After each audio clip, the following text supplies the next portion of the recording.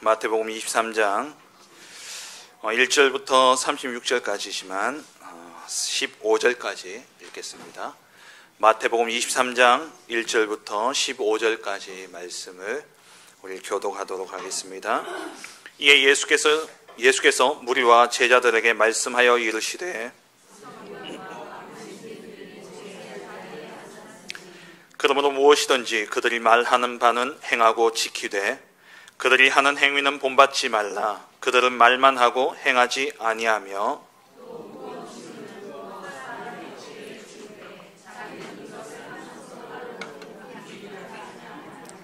그들의 모든 행위를 사람에게 보이고자 하나니 곧 그 경문띠를 넓게 하며 옷수를 길게 하고 시장에서 문안받는 것과 사람에게 랍비라 칭함을 받는 것을 좋아하느니라.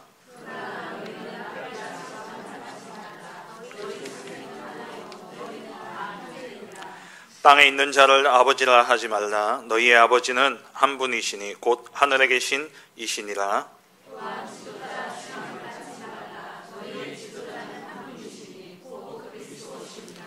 너희 중에 큰 자는 너희를 섬기는 자가 되어야 하리라.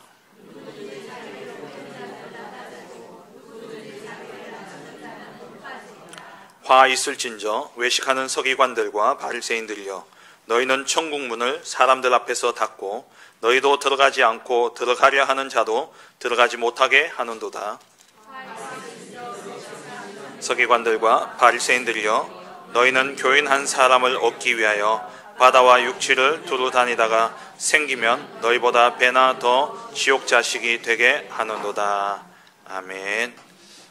우리 옆 사람과 축복을 선언하겠습니다. 평안하십시오. 당신은 세계살리 선교사입니다. 복음만이 우리를 온전케 합니다.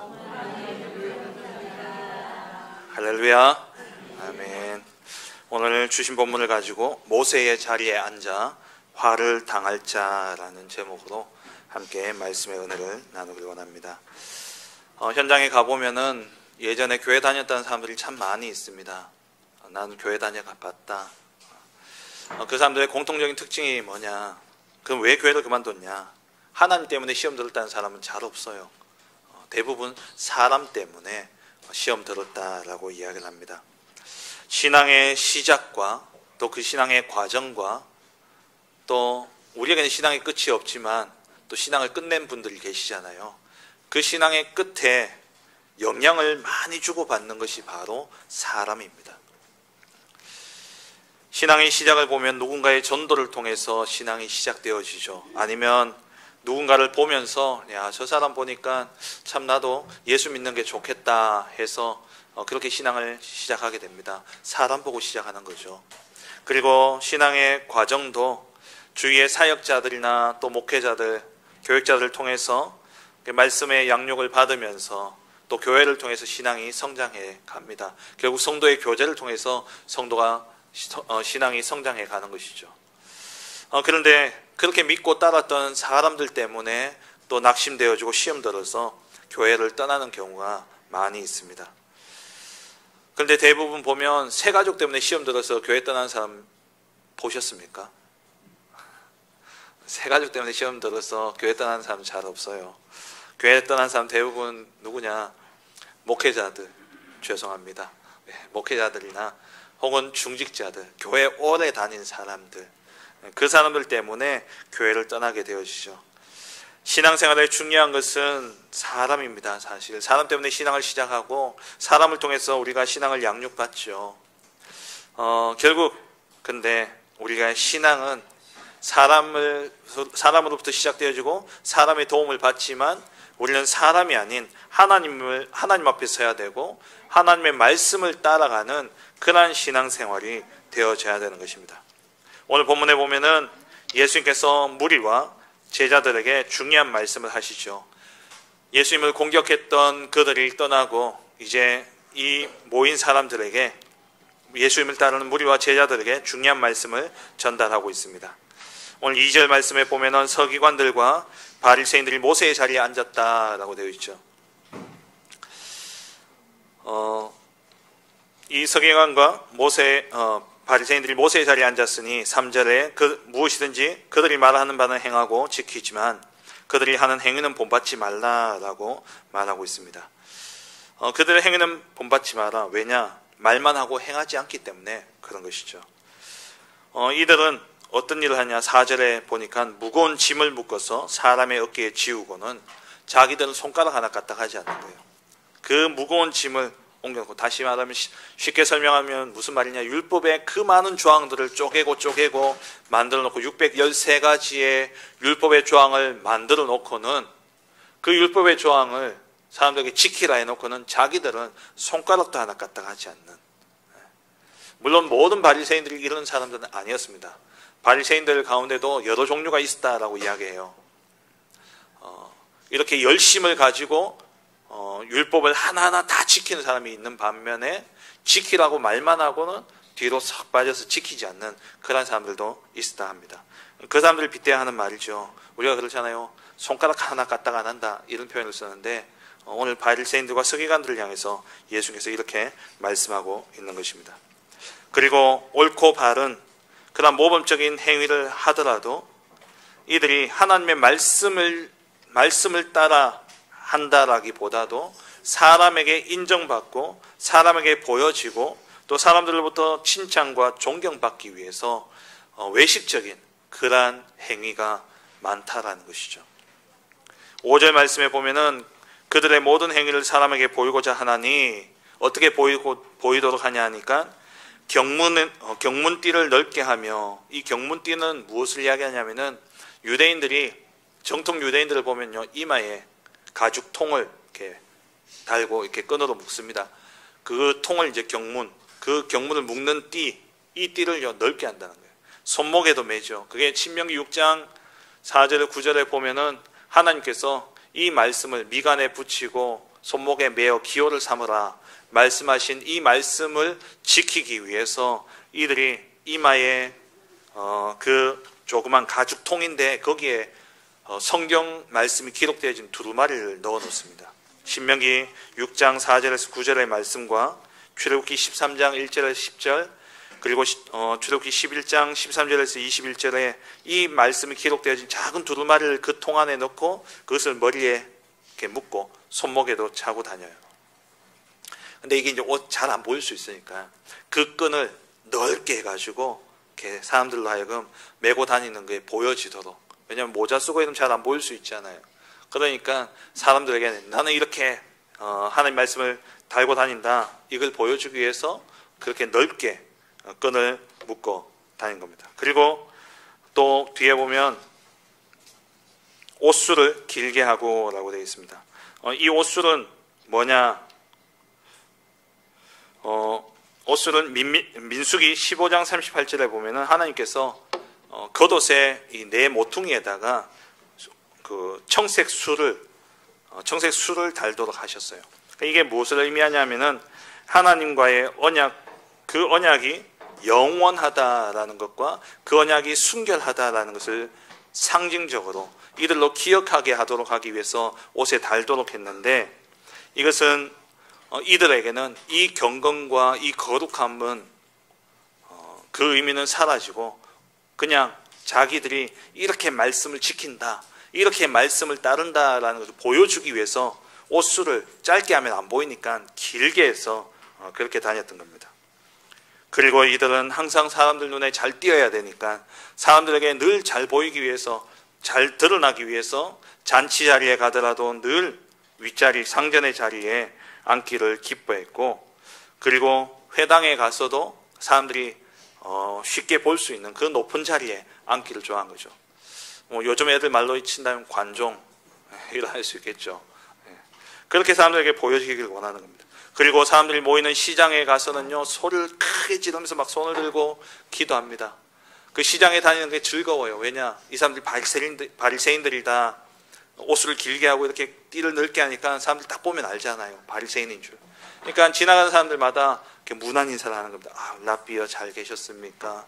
이런 인사받기를 즐거워하면서, 그리고 사람들이 존경하는 이 선생님이라 부르는 랍비라는 칭함을 받기를 좋아한다라고 되어 있죠. 그런데 이렇게 이들이 사람은 누구나 세상의 것으로 각인 뿔이 체질되어져 있다 보니까는 이것이 대를 이어서 유전되어 옴으로써 이 사람들에게 이런 모습이요 완전히 몸에 배어진 겁니다. 사람들에게 보여지는 이러한 것들, 세상의 것들로 이들이 각인 뿔이 체질되어져 있는 거죠. 우리도 마찬가지입니다. 우리도 이 세상의 것으로 각인 뿔이 체질되어져 있다 보니까 나도 모르게 이 내면의 것보다도 사람들에게 보여지는, 특히 우리나라는 사대부 문화이기 때문에 우리나라는 특별히 체면 문화가 강하죠. 그래서 뭐 우스갯소리를 합니다만 사회적 지위와 체면이지 내가 어떻게 그런 일을 하냐. 어떤 그 성도님에 대해서 제가 소식을 듣고 그 성도님이 그 성도님에 대해서 어떤 분이 이야기를 하는데 어떻게 표현하냐, 사대부입니다 이렇게 표현하시더라고요. 양반이라고. 그러니까 옛날 양반들 집에 쌀이 떨어져도 자기 지위와 체면 그것 때문에 아무 일이나 하지 않잖아요. 어떤 성도님이 일을 쉬고 계시다라고 들었는데 그분에 대해서 어떤 분이 이야기를 뭔가 이렇게 찾아서 해야 되는데 사대부 같다면서 우리 교회 말고 제가 아는 교회 오해하지 마시고 지난주에 만났는데 이제 어떤 분이 그렇게 표현을 하시더라고요. 그렇습니다. 그게요 우리 안에 각인뿔이 체질되어 있는 거예요. 이 세상의 것으로 각인뿔이 체질되어져 있다 보니까 세상의 것이 뭡니까? 지난주에도 말씀드렸지만 요한일서 2장 16절에 세상의 것, 이 세상에 있는 모든 것은 육신의 정욕과 안목의 정욕과 이생의 자랑이다 라고 되어 있죠. 이것은 하나님께로부터 온 것이 아니라 세상으로부터 온 것이다 라고 되어 있어요. 그러다 보니까 육신의 정욕, 자기 하고 싶은 대로 해야 되고, 안목의 정욕, 남들이 보는 것, 또 내가 보는 것들을 중요하고, 그리고 이생의 자랑, 다른 사람들이 나를 어떻게 판단하고 평가하는가, 이것이 중요하다 보니까 사람의 행위가 중요한 가치가 되어져 있는 거죠. 그러니까 사람의 그 어떤 드러난 모습들, 그러한 것들로 사람들을 평가하고 바라보게 되어집니다. 그것으로 사람들이 평가받다 보니까 자기도 그런 부분에 신경을 쓰게 되어지는 것이죠. 사람의 행위를 너무나 중요한 가치로 우리는 보아서는 안 되는 것이죠. 사람은 누구나 은혜 받지 못하면 일로 돌아갑니다. 목회자도 마찬가지죠. 이 싸움은 계속되어지는 거예요. 그래서 사도 바울도 3차 전도 여행까지 마친 후에도 이 바울의 싸움은 무슨 싸움이었습니까? 육신으로는 죄의 법을 따르고자 하는 이 육신과 영으로는 하나님의 법을 따르고자 하는 이 영과의 싸움이 바울에게는 계속 되어졌던 거예요. 로마서 7장 24절에 오호라 나는 공고한 자로다. 이 사망의 몸에서 누가 나를 건져내랴. 이 싸움은 계속 되어지는 겁니다.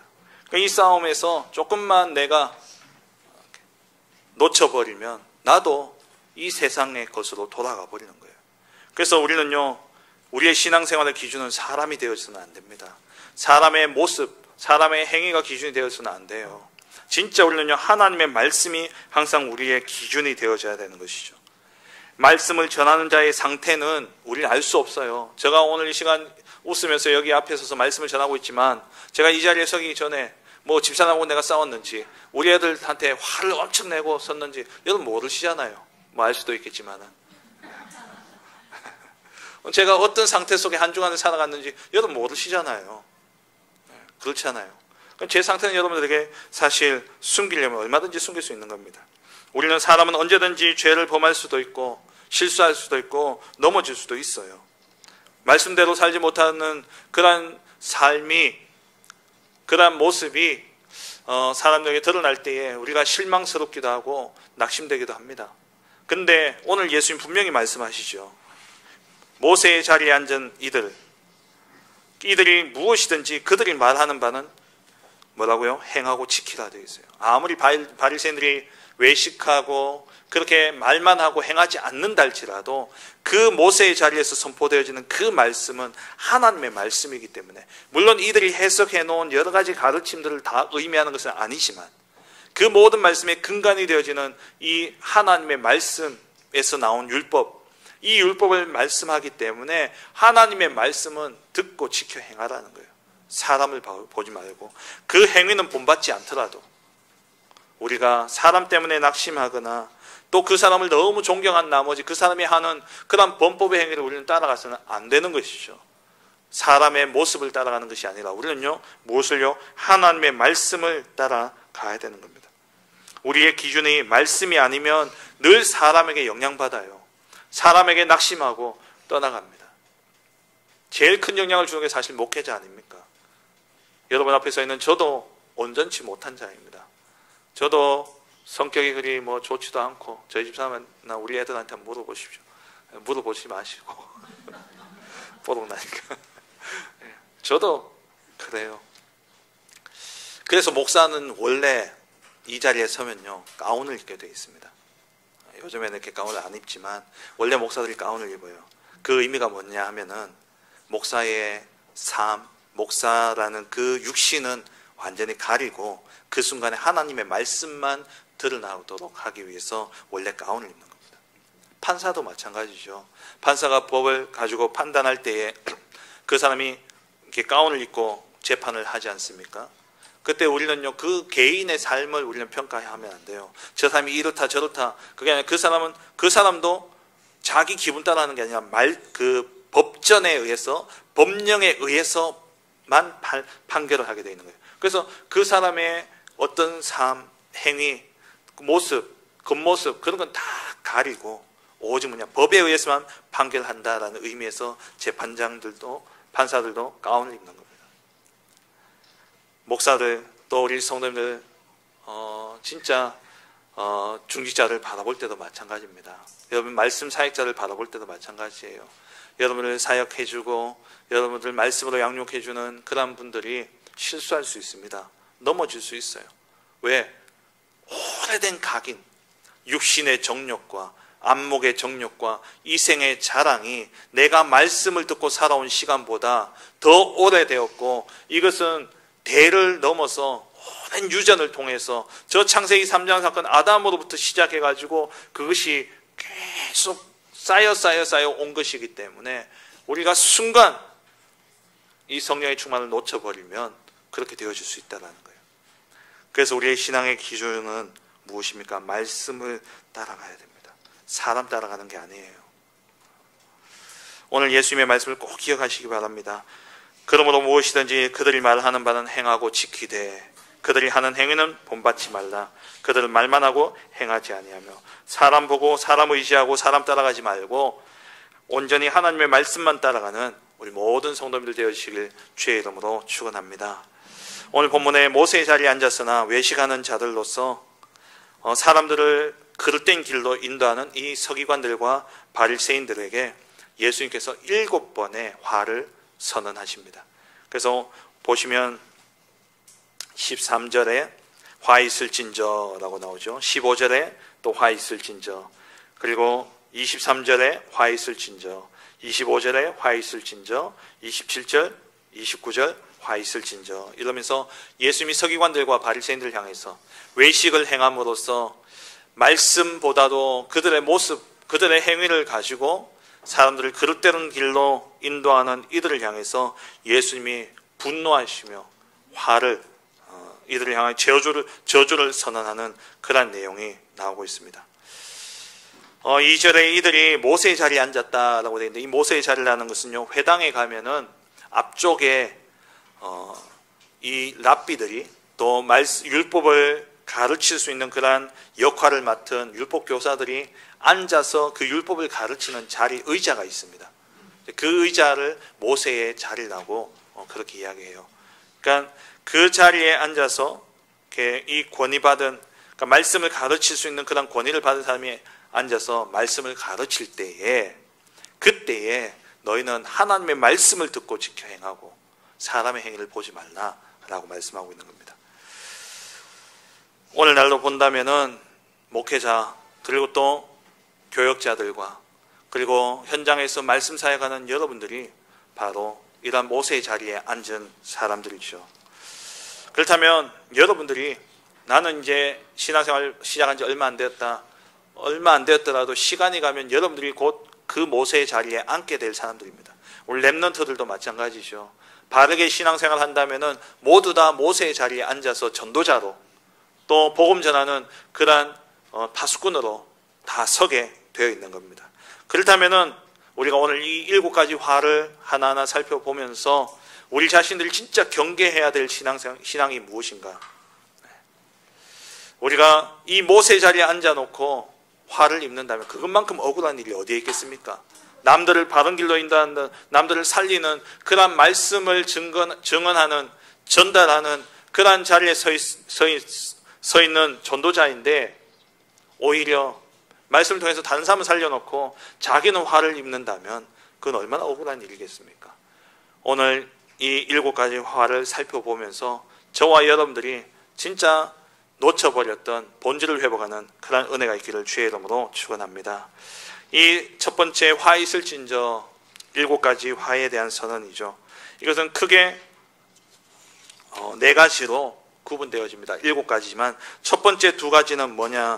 천국 문을 막고 자신도 들어가지 않고 들어가려는 자들도 막는 그러한 외식하는 자들을 향해서 예수님이 말씀하신 것이죠. 이 유대인 서기관들과 바리새인들이 어떤 일을 행했냐?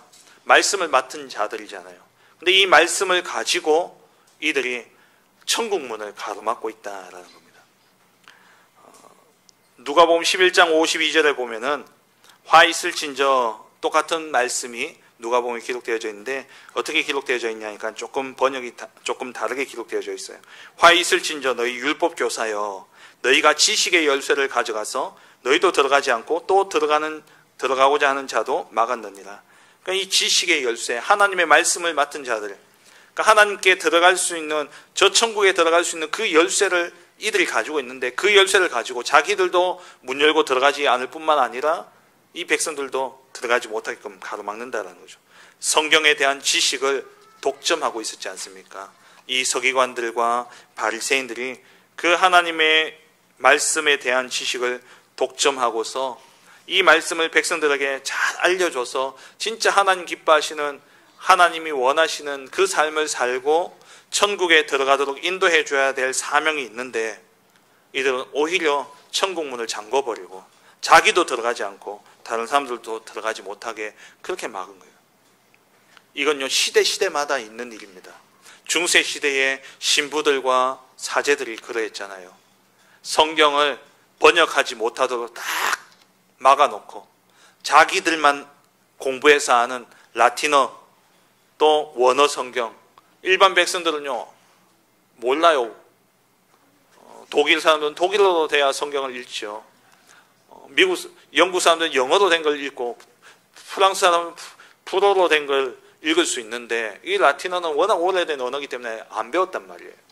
근데 이것을요 성경을 번역을 막아놓고는 자기들만 딱 알도록 해놓고는 성경에도 없는 교리들을 이야기하는데 면죄부를 팔고 이런 악한 일을 저지르죠. 지금도 마찬가지 아닙니까? 지금 이 시대도 마찬가지입니다. 진짜 참된 복음은 말하지 않은 채 그럴 땐 그런 율법만 말하고 있는 이런 시대. 우리가 여러분 꼭 기억하셔야 돼요. 우리가 말씀 맡은 자로서 진짜 본질을 놓쳐버리면 이렇게 되어집니다. 두 번째 15절에 보면은 한 사람을 얻기 위해서 그렇게 열심인데 정작 한 사람이 생기면 어떻게 한다고요? 배나 더 지옥 자식이 되게 한다라고 했어요. 당시에 흩어진 유대인들 때문에 그들의 삶을 보면서요, 이 이방인들은 막 살잖아요. 근데 이 유대인의 삶들은 뭔가 이렇게 정결하고 그리고 또 틀이 있고 뭔가 이렇게 정돈되어져 있고 참 고상하단 말이에요. 유대인들의 삶이. 그러다 보니까 이방인들 가운데 이 유대인들의 삶을 배우려고 찾아온 사람들이 있었습니다. 이 사람들에게 이제 그들을 받아들이고 이런 개종자들이 있었어요. 그 가운데 이제 성경에 보면 사도행전 10장에 보면은 고넬료라는 하나님을 경외하는 사람 고넬료라고 이야기하죠. 그러니까 이러한 종교적인 귀화를 이룬 사람들은 있었습니다.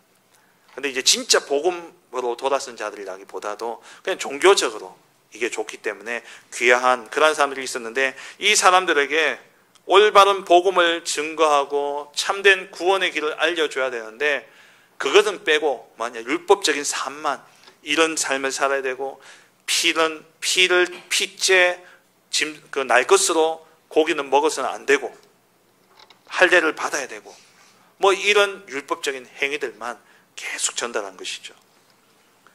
그런 것을 배경으로 예수님이 이렇게 말씀하신 겁니다. 우리도 또한 마찬가지입니다. 여러분 총동원주일 이래가지고 총동원주일 하면 막 몇백 명씩 큰 교회들은요 막 1000명 이상씩 막 그 주간에 몰려옵니다. 많이 물건을 막 뿌리잖아요. 그래가지고 교회 오는데 오면은 뭐 합니까? 어떤 교회는 보니까 가수 불러가지고 뭐 노래하고 막 그렇게 해요. 그렇게 하고 교회 소개하고 끝나요. 그렇게 해서 교회 온다 보세요. 정말 이 사람에게 정확한 복음으로 이 사람이 세상에 그 각인뿌리 체질되어 있는 이것을 바꿔주지 않고 여전히 세상 것을 추구하면서 교회 안에 와 있다. 그러면 이들의 신앙은 어떻겠습니까? 기복주의가 될 수밖에 없는 거예요. 세상의 소원, 세상에 바라는 것들, 그것을 여전히 마음에 두고 예수 믿는다? 우상숭배하고 똑같은 겁니다. 율법주의를 심고 또 신비주의를 심고 박애주의의 신앙을 심는 이러한 우를 우리는 범해서는 안 된다라는 것이죠. 우리가 자칫 잘못하면 교회가 이럴 수 있다라는 거예요. 한 사람 한 사람을 진짜 개인화시키고 한 사람 한 사람이 정말 복음 누릴 수 있도록 홀로 어디에 있든지 간에 하나님 말씀 붙잡고 홀로 쓸 수 있도록 만들어줘야 되는데 자칫 잘못하면은 그 사람들을요 사람 의지하게 만들고 교회 의지하게 만들고 그렇게 하면서 배나 지옥의 자식으로 만들게 되어진다라는 겁니다. 두 번째로 세 번째, 네 번째 이 화는 무엇을 이야기하냐?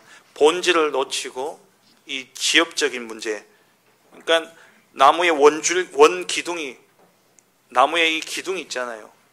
원줄기가 있는데 그것은 놔두고 나무 잎사귀하고 가지에만 집중되어져 있는. 그러니까 쓸모없다기보다도 중요치 않은 그런 부수적인 것에 집착함으로써 이들이 신앙의 본질을 잃어버렸다라는 겁니다. 16절에서 22절에 보면 맹세에 대한 그릇된 기준을 이야기하고 있는데요. 읽지는 않았습니다만 오늘 집에 가셔서 꼭 읽어보시기 바랍니다. 이들이 맹세하는데 사실 하나님 앞에 맹세하는 것은 민수기 30장 2절에 보면은 사람이 여호와께 서원하였거나 결심하고 서약했으면 깨뜨리지 말고 그가 입으로 말한 대로 다 이행할 것이다 라고 되어 있죠. 그러니까 사람이 하나님 앞에서 약속한 것, 하나님 앞에서 맹세한 것은요 하나님 앞에서 지켜야 되는 거예요. 그런데 그럼에도 불구하고 사람들이 지키지 못하잖아요. 그러니까 바리새인들이 지키지 못하는 거예요. 자기들이 지키지 못하는 거예요. 그러니까 이들이 어떻게 책임을 회피하기 위해서 만들어 놓은 그런 율법이 뭐였냐니까 오늘 본 16절부터 나오는 이 말입니다. 성전에 대해서 내가 맹세한 것은 지키지 않더라도 성전으로 맹세하면 아무 일 없지만은 성전의 금으로 맹세하면 지킬지라. 그러니까 이 금을 돈을 걸고 한 것은 반드시 지켜야 된다. 그리고 그거는 반드시 하나님이 응답하신다라고 이야기합니다. 그러니까 자기들이 회피할 목적으로 이렇게 만들어 놓은 거예요. 하나님과의 맺어진 이 약속은 반드시 지켜야 되는 것임에도 불구하고 지키지 못하는 자기 삶을 합리화시키기 위해서 이러한 법도를 만들어 놓은 겁니다. 그래서 사람들이 대부분 뭐 하나님 앞에서 맹세하고 성전에 대해서 맹세하고 또 어떤 예식에 대해서 맹세는 제단에 대해서 맹세하지만 그 예물과 돈을 걸고 잘 하지 않기 때문에 그렇게 이제 은근슬쩍 넘어가는 겁니다. 근데 이 본질은 뭡니까? 우리가 맹세를 한다는 것은 무슨 물질을 걸든 어떤 그 조약을 걸든 간에 누구 앞에서 하는 겁니까? 하나님 앞에서 하는 거예요. 이 본질을 놓쳐버리니까 이들이 뭔가 다른 것들을 찾아내어 쫓아가는 것이죠. 그리고 23절, 24절에 보면은 박하와 회양과 근체의 11조는 드리지만 이건 아주 작은 열매들이고 그 어떤 식물들 아닙니까? 이거 여기에 대한 11조는요 철저하게 드리는데 무엇을 놓쳐버렸다고요? 23절, 24절에 보시면 율법에 더 중요한 것이 있는데 그게 바로 정의와 긍휼과 믿음은 버려버렸다라는 것이죠. 그러니까 본질을 놓쳐버리니까 아주 사소한 것, 작은 것에 집착하는 겁니다. 그러니까 사소한 규정에만 집착하고 율법의 본질을 잃어버린 그런 신앙이 될 수 있습니다. 우리도 마찬가지예요. 우리가 신앙생활을 하다 보면은 우리가 항상 본질로 돌아가지 않으면요, 신앙의 곁길로 빠지기 쉽습니다. 교회가 교회된 본질, 그래서 사도행전 6장에 성도들이 많아지다 보니까 또 이 가운데 과부들이 모이고 이 과부들이 너무 힘들게 사니까 이들을 도와주는 데 있어서 사랑하는 마음으로 율법을 따라서 이웃을 사랑하라 했으니까 사랑하는 마음으로 그들을 도와주고 그렇게 살피고 있었는데, 하다 보니까 그 일이 본질 말씀 전하고 복음 전하는 것보다 그게 더 우선이 되어져 버린 거예요. 그래서 문제가 일어났죠. 하나님 가만히 놔두십니까? 안 놔두시잖아요. 하나님 깨닫도록 하기 위해서 그 안에 분쟁이 일어나게 한 거예요. 그 분쟁을 통해서 이들이 깨닫고 다시 본질로 돌아가는데 7 집사를 세워서 그들에게 이 구제하는 일을 맡기고, 사도들은 말씀과 기도하는 일에 온전히 전무하는 본질로 돌아가게 되었죠. 그 본질로 돌아간 그 교회를 통해서 예루살렘의 허다한 제사장의 무리가 주께로 돌아오고 예루살렘이 복음화되어지는 그런 역사가 일어났습니다. 우리가 항상 본질을 놓쳐서는 안 된다라는 것이죠. 그리고 세 번째는 다른 사람에게 보이기 위한 그런 외식적인 행동들, 그게 이 바리새인들의 모습이었습니다. 25절 26절에 보면 예수님께서 이들을 저주하시는데 이들의 모습을 어떻게 표현했냐? 잔과 대접의 겉은 깨끗하지만 그 안에는 탐욕과 방탕으로 가득하겠다라고 했어요. 예수님 말씀하시죠. 바울이 고린도 후서에 기록하기를 질그릇 같지만 우리 안에 뭐가 담겼냐? 우리 안에 무엇이 담겼느냐가 중요한 것이죠. 정말 우리 안에 사실 중요한 것은 그릇이 아니라 그 안에 담긴 것이 중요한 겁니다. 근데 이들은 이 외식적인, 그러니까 외적인 정결의식과 같은 그러한 외적인 행위는 철저했지만 그 속에 내면은요, 온갖 방탕과 탐욕으로 가득 차 있었다는 거예요. 마태복음 5장에 보면 예수님께서 산상수훈에서 제자들에게 율법에 대해서 말씀하실 때에 이 외적인 그런 깨끗함보다도 내면의 정결이 더 중요하다라고 말씀하셨죠. 음행한 마음을 품는 그게 죄다라고 이야기하신 거예요. 우리의 속. 근데 이들은 여전히 보이는 것. 왜? 본질을 놓쳐버렸기 때문에. 그리고 27절 28절에 화 있을 진저 외식하는 서기관들과 바리새인들이 회칠한 무덤 같으니, 이 회칠한 무덤, 이것은 무슨 의미냐면은 유대인의 이 무덤들은 보통 이제 그 유대의 산은 그 긁으면 긁어집니다. 그래서 무덤을 그 굴을 파가지고 거기다 이제 시신을 넣는데, 가난한 사람들은 그 산을 사고 이렇게 할 능력이 없다 보니까 그냥 밭에 길 옆에 그냥 사람들 묻어놔요. 근데 이제 이 무덤이 오래되면 드러나지가 않잖아요. 길에 이렇게 묻혀 있다 보니까. 근데 이제 사람들이 지나가다가 이 무덤을 만지면 부정하게 되잖아요. 그래서 에스겔서 39장 15절에 보면은 지나가는 사람들이 그 땅으로 지나가다가 사람의 뼈를 보면 그 곁에 편말을 세워 매장하는 사람에게 가서 한원 곳 골짜기에 매장하게 할 것이요 라고 되어 있는데, 길 가다가 이게 무덤을 보게 되면 그것을 이제 따로 옮기라라고 되어 있는데, 이 말씀을 가지고 또 이들이 율법을 막 연구하면서 만들어낸 게 뭐냐니까, 이 시체를 옮기는 것도 부정하니까 그 무덤을 지나가다가 회칠을, 그러니까 석회칠을 해서 흰색으로 드러나서 여기 무덤 있다라는 것을 보이도록 그렇게 해놓은 거예요. 근데 이렇게 하얗게 칠해놓으면 무덤이 또 깨끗해 보이고 아름다워 보이지만 그 속에는 뭐가 있습니까? 썩어진 그런 시체가 거기에 있다는 거예요. 더러운 시체가 그 속에 있는 겁니다. 이게 곧 누구의 모습이냐? 서기관과 바리새인들의 모습이다라는 거예요. 겉모습은 의로운 척하고, 그리고 하지만 속마음은 위선과 불법으로 가득 차서 그러한 모습들을 예수님이 보여주신 그런 결정판이 바로 회칠한 무덤이라는 이런 말입니다. 그리고 마지막 네 번째로 이들은 7번째 화, 틀린 길을 비난하면서도요 그 길을 가고 있어요. 그러니까 자기의 조상들이 선지자들을 핍박하고 죽였지 않습니까? 이들을 선지자를 죽인 이 행위들을 이들은 비난하면서 그 선지자를 위해서 비석도 세워주고 막 이렇게 하면서도 이들은 누구를 죽입니까? 세례 요한을 죽였고 또 누구를 죽입니까? 메시아로 오신 그리스도를 죽인다라는 거예요. 오늘 본문에 보면은 35절에 아벨의 피로부터 성전과 제단 사이에서 너희가 죽인 바가랴의 아들 사가랴의 피까지라고 되어 있는데 이것은 성경의 구약의 유대인들이 가지고 있는 구약의 정경은 우리의 정경과 다릅니다. 우리는 말라기로 끝나지만 이들이 가지고 있는 정경은 역대기하로 끝나거든요. 그 역대기하의 제일 마지막에 죽은 선지자가 스가랴 선지자예요. 그 스가랴 선지자를 이야기하는 겁니다. 그러니까 시작부터 끝까지 하나님의 선지자를 조상들이 죽였지 않냐라고 이제 예수님 이야기하시고 그 길을 너희도 똑같이 행한다라는 거예요. 그래서 예수님도 죽이고 그 뒤에 사도들도 얼마나 많은 예수 믿는 자들을 핍박하고 또 죽이는 이러한 일을 저질렀습니까? 이들의 위선이 역사적으로 대물림되어지고 있음을 예수님 말씀하신 거예요. 결국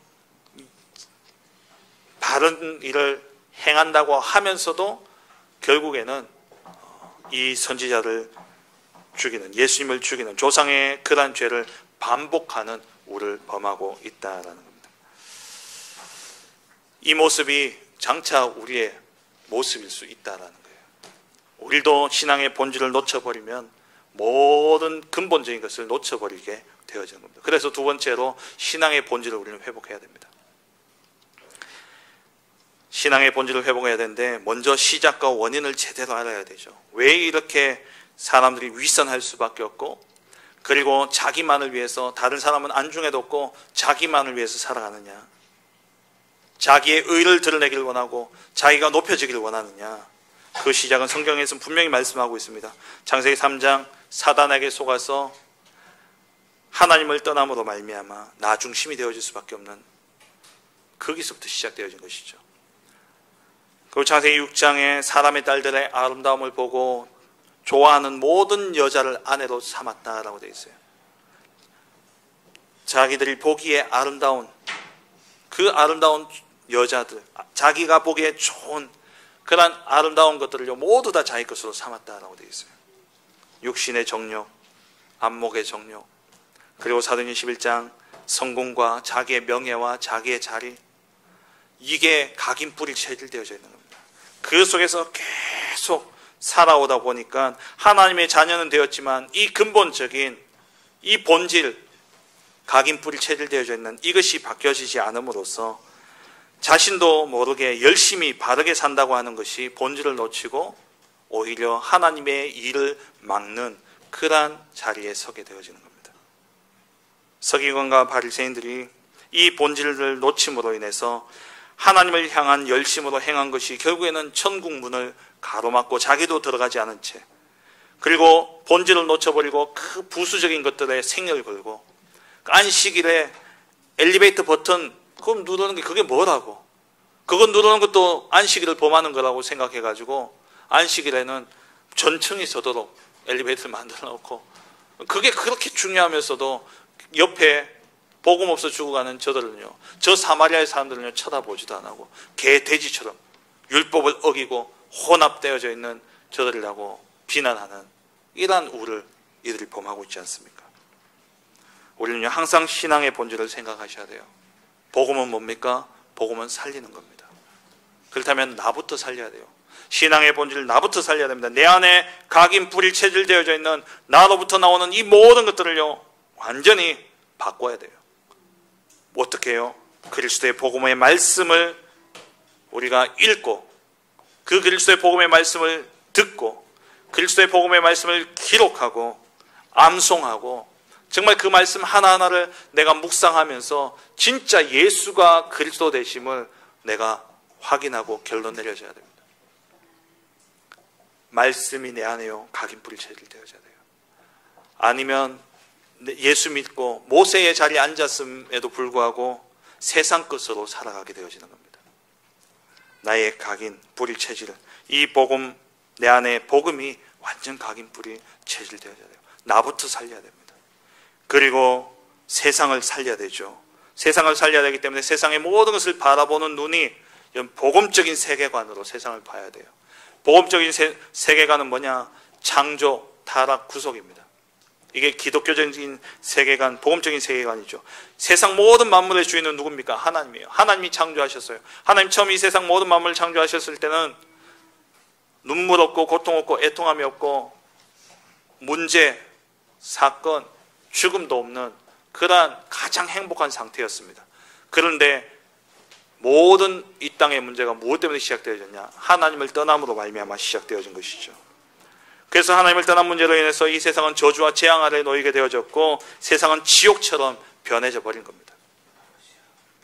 그럼 여기에 대한 해답은 뭡니까?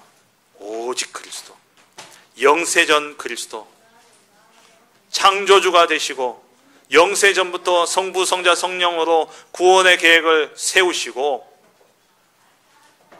이 그리스도로 인해서 우리가 오늘 우리의 원죄가 해결되어질 수 있는 것이죠.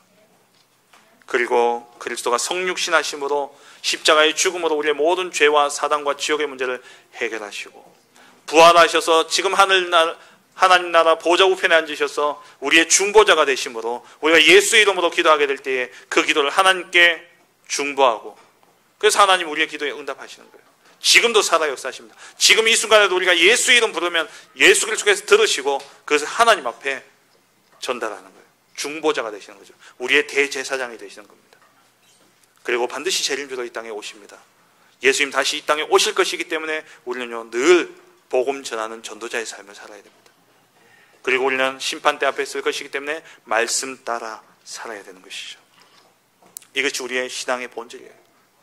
우리는 세상 모든 것을 바라보는 눈, 이 창조, 타락, 구속, 세상은 하나님의 것이고 타락함으로써 이 땅에 모든 문제가 오게 되어진 겁니다. 왜 귀신 들립니까? 왜 영적인 문제 속에 고통당합니까? 왜 질병 속에 살아갑니까? 하나님 떠난 결과입니다. 하나님 만나야 돼요. 그 하나님 만나는 길은 오직 그리스도밖에 없는 것이죠. 그래서 우리의 모든 기준은 그리스도가 기준이 되어져야 됩니다. 우리의 모든 배경은 이 땅의 것이 아닌 하나님의 나라가 우리의 배경이 되어야 되는 것이죠. 우리의 능력은 세상의 지식과 내가 가진 그러한 어떤 힘, 능력이 아니라 성령의 충만함이 우리의 능력이 되어야 됩니다. 이게 신앙의 본질이에요. 우리가 말씀 모릅니까? 알죠. 우리가 무엇이 옳은지 그런지 모릅니까? 진짜 몰라서 죄를 짓습니까? 알아요 다. 하나님이 양심이라는 것을 주셔가지고 이 양심으로 무엇이 그르고 옳은지 깨닫도록 하나님 하셨어요. 문제는 뭐냐? 선을 행할 능력이 없다는 거예요. 선을 행할 능력이 없는 겁니다. 그러니까 이 바리새인들이 그렇다면 그 선을 행할 능력을 내게서 찾는 게 아니라 그리스도께 그리고 하나님 나라의 배경을 가지고 성령의 충만함, 성령이 임하심으로 우리에게 권능이 임함으로 하나님이 행하시는 그것을 체험해야 되는데 내가 하려고 애를 쓰다 보니까 안 되니까 어떻게 하냐? 위선적인 삶을 살아갈 수밖에 없는 거예요. 위선자가 되어줄 수밖에 없는 겁니다. 외식하는 자가 될 수밖에 없는 거죠. 이 외식의 의미는 뭐냐니까 가면 쓴 연극하는 그 연극을 의미합니다. 가면극을 이야기해요. 그러니까 가면 쓰고 잘하는 것처럼 그렇게 행한다는 거죠. 그리고 우리는요 신앙의 본질은 뭐냐? 살리는 겁니다. 나부터 살리고 세상을 살리고 그리고 우리는요 항상 모든 자리에서 모든 선택에서 살리는 자의 기준을 가지고 서셔야 됩니다. 그게 신앙의 본질입니다. 우리는 전도자로 파수꾼으로 우리는 살리는 자이기 때문에 살리는 자는요 계산해서는 안 돼요. 의사가 계산하는 순간 그 사람은 의사 아닙니다. 우리는 전도자이기 때문에요 계산하는 게 아니에요. 모든 것을 들여서 사람을 살리는 일에 이해관계 따지지 마시고 살리는 자의 자리에 서야 됩니다. 그게 우리의 신앙의 본질이에요. 이 본질을 놓쳐버리면 우리는 이용하게 되어져요. 돈을 쫓아가고 명예를 쫓아가고 그렇게 되어지는 겁니다. 말씀을 맺겠습니다. 모세의 자리에서 백성들에게 하나님의 말씀을 가르치셔서 이들을 옳은 대로 인도해야 될 이들이 본질을 놓친 채 말만 행하고 행함이 없고 뿐만 아니라 행함이 없으면 괜찮은데 그들의 그릇된 행위를 통해서 이 눈먼 인도자로 사람들을 소경을 인도하는 그러한 자리에 이들이 있게 되어진 것이죠. 이들에게 화 있을진저 라고 주님 말씀하십니다. 축복된 자리에 앉아서 화를 당할 수밖에 없는 이 서기관과 바리새인들, 그게 그들만의 이야기가 아니라 우리도 또한 본질을 놓쳐버리면 그 자리에서 우리도 화를 입는 자가 되어진다는 겁니다. 그래서 우리는 신앙의 본질을 놓쳐서는 안 돼요. 본질은 뭐냐? 살리는 겁니다. 나부터 살리는 진짜 복음이 각인뿌리 체질되어 줄 수 있도록 집중 속에서 구원의 말씀을 듣고 읽고 또 쓰고 암송하고 묵상하는 가운데 내 마음, 영혼 깊은 곳에 하나님의 말씀이 가득할 수 있도록, 그리고 세상을 살려야 되기 때문에 세상을 올바르게 볼 수 있는 눈이 열려 있어야 돼요. 복음적인 세계관으로. 이 세상의 모든 문제, 하나님을 떠남으로 말미암아 온 문제이기 때문에 세상을 살리는 유일한 방법은 그리스도밖에 없다. 그래서 우리의 모든 기준은 그리스도가 되어야 되고, 우리의 모든 배경은 세상의 것이 아닌 하나님 나라가 우리의 배경이고, 세상의 능력이 아닌 하나님이 위로부터 주시는 그 성령의 충만함의 능력을 가지고 우리는 세상 살리는 자로 서야 됩니다. 그리고 우리의 모든 기준은, 본질은 살리는 것이기 때문에 계산하지 말고, 여러분 진짜 복음이 필요한 현장이 있다면 계산하지 말고 시간을 들이고 또 우리의 몸을 들여서 정말 그들을 살리는 그 자리에 우리가 서야 되는 것이죠.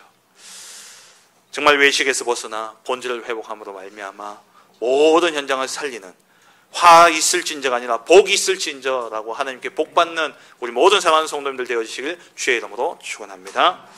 기도하겠습니다. 우리 기도 제목 보시겠습니다. 외식에서 벗어나 본질을 회복하는 전도 제자의 기도입니다. 우리 같이 읽겠습니다. 사람에게 속지 않고 오직 하나님의 말씀만 집중하게 하소서. 그리스도가 기준, 하나님 나라가 배경, 성령 충만이 나의 능력이라는 이 본질을 항상 누림으로 말씀대로 사는 삶이 되게 하소서. 여호와의 말씀을 가지고 모든 사람을 살려야 될 그 사명을 받았음에도 불구하고 모세의 자리에 앉아 본질을 놓침으로써 자기 중심이 되어 육신의 정욕과 안목의 정욕과 이생의 자랑이 그들의 본질이 되어 외식하며 천국문을 가로막고 배나 지옥의 자식들을 만들어냈던 바리새인들과 서기관들의 그 모습들을 바라보며 우리 또한 그 자리에서 그 화를 입지 않을까 하나님 두렵습니다. 하나님 오늘 말씀을 통하여 진짜 우리의 참된 신앙의 본질인 나를 살리고 세상을 살리고 모든 사람을 살리는 것이 신앙의 본질일진데, 이를 위해 모든 기준이 나의 기준이 아닌 육신의 기준이 아닌 그리스도가 기준이 되어지게 하시고, 내 배경이 아닌 세상의 것이 배경이 아닌 하나님 나라가 배경이 되어지며, 내 힘과 내 능력과 내 열심이 아닌 성령의 충만함의 능력을 가지고 하나님이 행하시고 하나님이 이루어 가시는 그 역사 속에 모든 현장 살리는 증인될 수 있도록 축복하여 주옵소서. 이번 한 주간 동안 정말 나를 복음하고 세상을 복음하고 또 모든 만남을 복음하는 참된 복음의 본질 속에 계산하지 아니하고 정말 살리는 일에 올인하는 우리 전도자들로 축복하사 화 있을진저가 아닌 정말 신명기 28장의 모든 하늘의 복을 받아 누리는 증인들 되게 하여 주옵소서. 예수 그리스도의 이름으로 기도합니다. 아멘. 지금 우리 주 예수 그리스도의 은혜와 하나님 아버지의 지극하신 사랑하심과 성령의 내주 인도 역사 충만하심이 신앙의 본질인 모든 것을 살리는 그리스도가 기준이요 하나님 나라가 우리의 배경이며 성령의 충만이 우리의 능력이라는 신앙의 본질을 가지고 모든 사람, 모든 현장, 모든 민족을 살리기를 원하는 우리 모든 사랑하는 성도들과 가정과 생업과 후대 위에 죄 몸된 교회 위에 지금으로부터 영원토록 함께 있을지어다. 아멘.